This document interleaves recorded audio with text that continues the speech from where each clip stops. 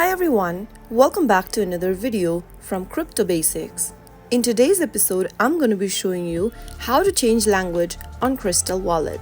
So without wasting much of our time, let's dive into the video. First of all, tap open the Krystal application from your app drawer. Also make sure to log into your wallet. From the main homepage of your wallet, go ahead and tap on the gear button appearing at the top right corner of the screen.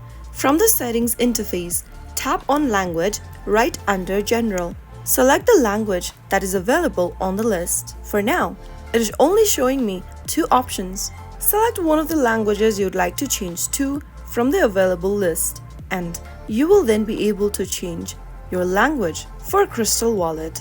You can get back to the same option and then repeat the step in order to change to a new language of your preference.